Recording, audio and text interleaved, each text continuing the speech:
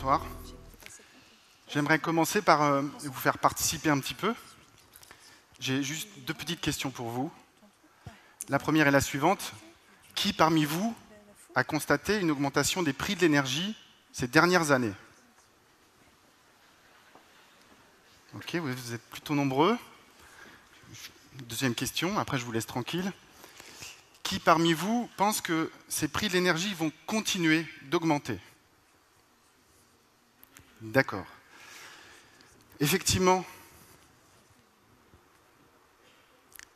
en France, 22% des ménages sont en situation de vulnérabilité énergétique. On parle aussi de précarité énergétique. Ça veut dire qu'un foyer sur 5 a du mal à payer ses factures d'énergie. Énergie électrique, chauffage, mobilité.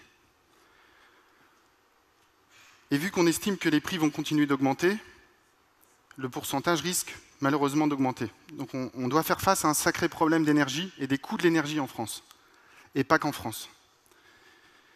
L'énergie est complexe, malheureusement on ne la voit pas. On ne voit pas d'électricité dans les câbles. La chaleur est invisible sur les bâtiments. Quand on appuie sur un interrupteur, on ne voit pas d'où l'électricité vient, où elle a été produite, quels sont ses impacts. L'énergie est complexe, elle n'est pas seulement invisible, elle est complexe. Elle est composée de géopolitique, elle est composée d'économie, il y a des composantes technologiques aussi. Et surtout, l'énergie est fondamentalement sociologique. En France, comme aux États-Unis, on a le même niveau de vie. Donc on a des réfrigérateurs, des téléviseurs, des machines à laver. Aux États-Unis, la consommation électrique par habitant est le double de celle de la France. Donc on voit bien que l'énergie est une question de comportement et d'usage, et qu'elle diffère selon les pays, les âges, et aussi la valeur qu'on peut donner à l'énergie quand on la comprend mieux. Moi, je suis designer, et ces 15 dernières années, j'ai travaillé sur cette question énergétique avec ma casquette de designer. Donc je ne peux pas vraiment travailler sur les questions géopolitiques, même si elles m'intéressent au plus haut point. La seule capacité que j'ai, moi, c'est de travailler sur la sociologie de l'énergie, sur essayer de la comprendre mieux, déjà moi, de la faire comprendre aux autres, donc de partager des expériences collaboratives sur l'énergie. Et c'est ce que je vais vous présenter ce soir.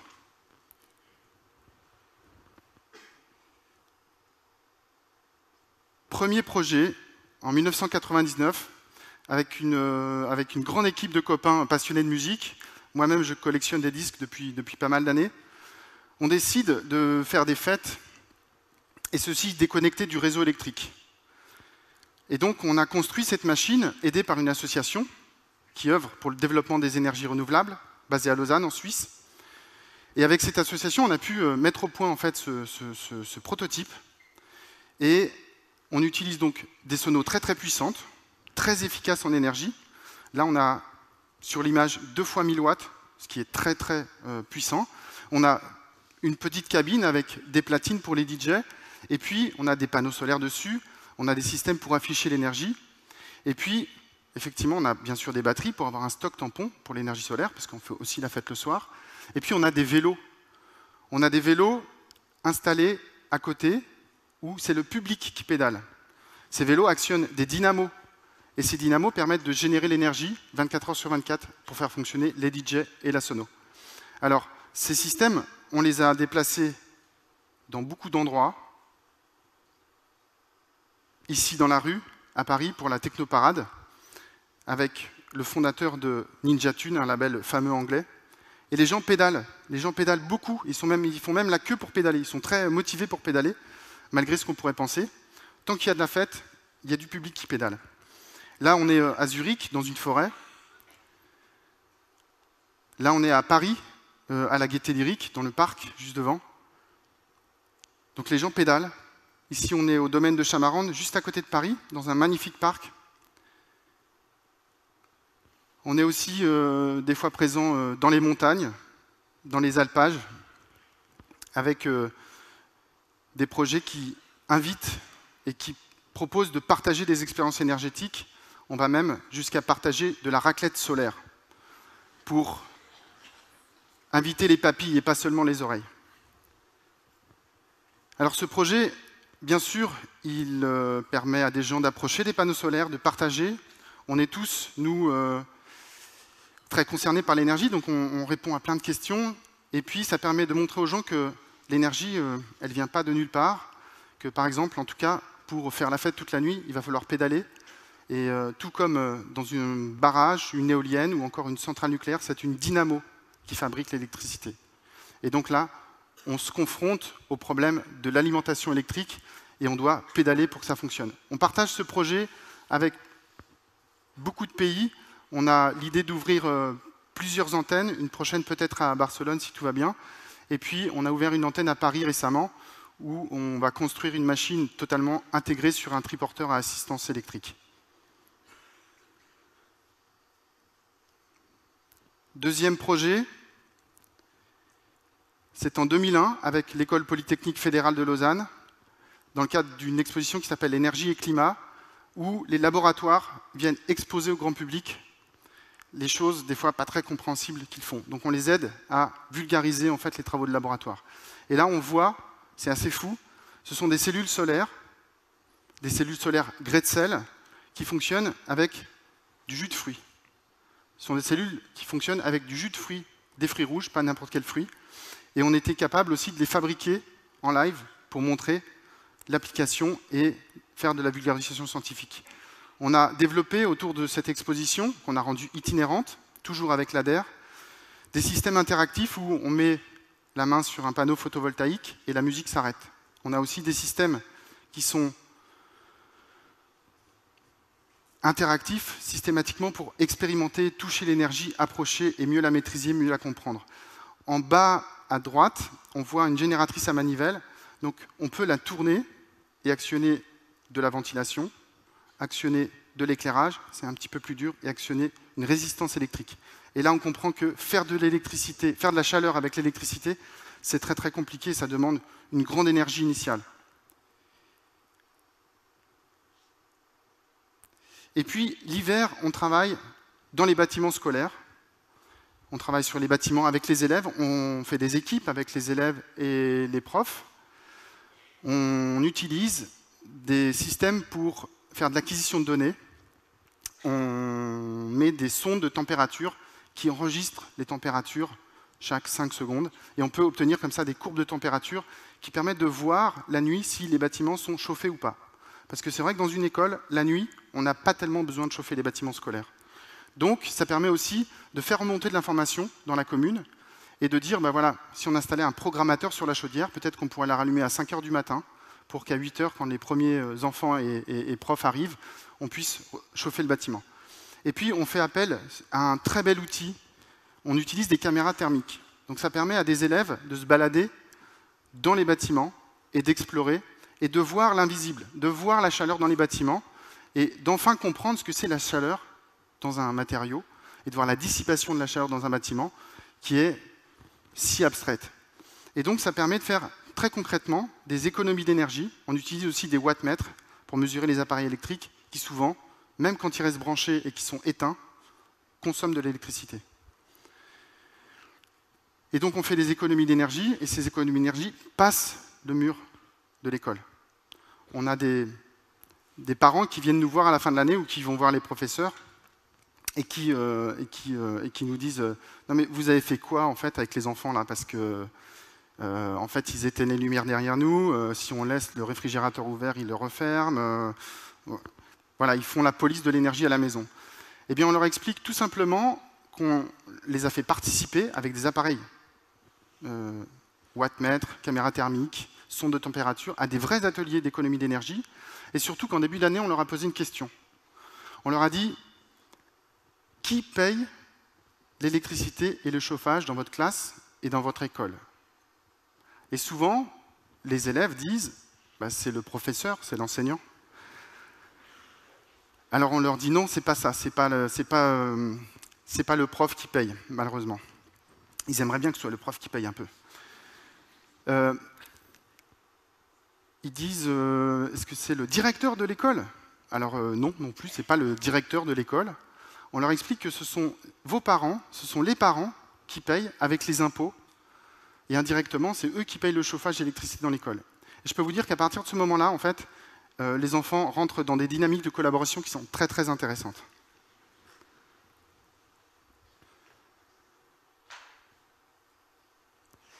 Troisième projet, mené avec le centre de recherche de la Cité du Design à Saint-Étienne. On a enquêté sur le phénomène de précarité énergétique. On a travaillé en fait avec des gens dans leur logement. L'idée de ce projet, c'était de ne pas partir d'a priori, de ne pas se dire voilà, les gens sont comme ça avec l'énergie, puis ils font comme ça, et puis ils n'ont rien compris, et puis de toute façon, voilà, nous on sait à leur place. On est allé enquêter pendant plus d'une année dans de nombreux logements avec des sociologues, des designers, on a pris des photos, on a regardé les factures, on a interviewé les gens, et puis on a ramassé tout ce matériau, et puis on l'a bien secoué, on l'a bien réfléchi, on a bien regardé, et puis on a identifié déjà des bonnes pratiques. Donc on a fait un cahier des bonnes pratiques. Ensuite, on a identifié des très bonnes installations techniques déjà existantes. Donc on a fait un cahier de recommandations des installations techniques.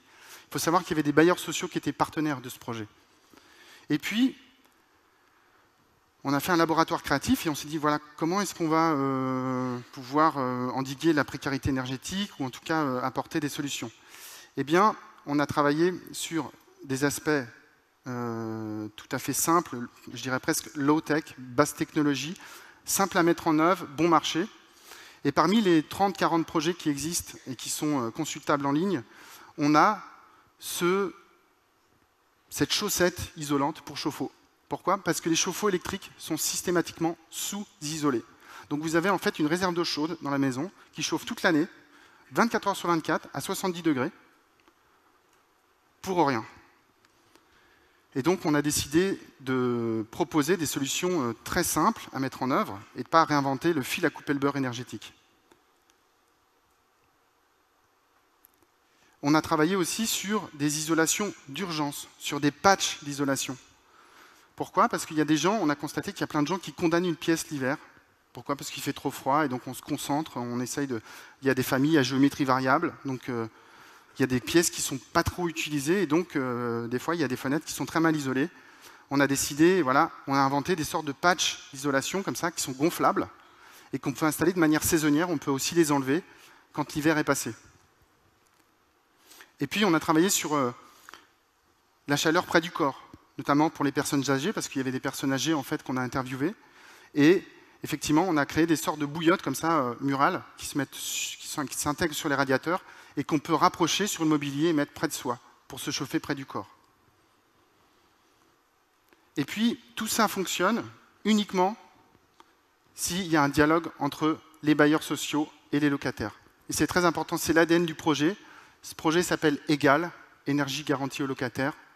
Et l'ADN du projet, c'est vraiment de dire rétablissons un dialogue entre les bailleurs et les locataires pour ensuite développer en fait tout un tas de réponses techniques. Tout ceci m'amène au dernier projet avec une première image que vous voyez ici. C'est une imprimante solaire, une presse qui, en 1880, pouvait imprimer jusqu'à 500 journaux par heure. Elle a existé, elle a été prototypée par Auguste Mouchot, un enseignant en mathématiques de Tours, en Indre-et-Loire, qui, à partir des années 1860, a commencé à fabriquer des prototypes de concentrateurs solaires qui faisaient marcher des machines à vapeur.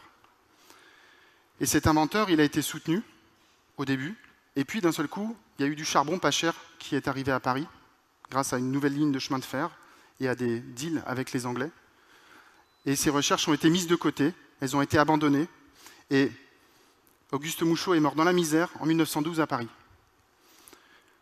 Il a été reconnu par un auteur français, Émile Zola, qui a écrit un livre qui s'appelle « Travail », que je vous invite à relire, et qui décrit une société utopique dans laquelle on utiliserait l'énergie solaire. De manière propre et abondante, cette énergie pourrait résoudre nombre de problèmes. Et alors, c'est ce qui nous a poussé à monter un projet qui s'appelle Paléo Énergétique, Dans ce projet, on souhaite réinterpréter, on souhaite recueillir les informations. Vous-même, vous connaissez forcément des gens qui ont entendu parler, ou vous-même, dans vos lectures, dans vos amis, dans vos légendes de pays, d'inventions qui ont malheureusement été non reconnues ou non identifiées, qui n'ont pas eu leur heure de gloire. On a créé ce projet qui s'appelle Paléo Énergétique, qui est un projet participatif. On a déjà une communauté de chercheurs. On vient de lancer le projet il y a une semaine. Et ce projet, en fait, il propose de réexaminer l'histoire de l'énergie, par nous et pour nous. Et je reviens sur la slide de Jean Legré, qui est un auteur, un Français. C'est un docteur français à l'Institut Pasteur de Tunis, qui dans les années 40, il est connu puisqu'il a inventé le vaccin contre la fièvre jaune. Il découvre qu'on peut fabriquer de la biomasse, on peut fabriquer du pétrole avec la biomasse. En fait, il identifie la bactérie biologique qui fabrique le pétrole. Jean Legré, à l'époque, est extrêmement reconnu. On parle de révolution énergétique mondiale. Malgré le dépôt d'un brevet, derrière, il n'y a aucune invention, il n'y a aucune recherche à notre connaissance qui a été poussée. Aujourd'hui, on a décidé de reprendre ces recherches avec un laboratoire de biohacking à Paris qui s'appelle la Paillasse. C'est un laboratoire de biotechnologie collaborative qui travaille avec un réseau mondial de chercheurs et on souhaite réexaminer en fait cette invention avec de nouvelles briques technologiques puisqu'aujourd'hui, on a des techniques modernes que Jean Legré n'avait certainement pas à l'époque. L'idée, c'est de travailler avec l'intelligence collective, de faire appel à l'intelligence collective pour réécrire l'histoire de l'énergie avec vous.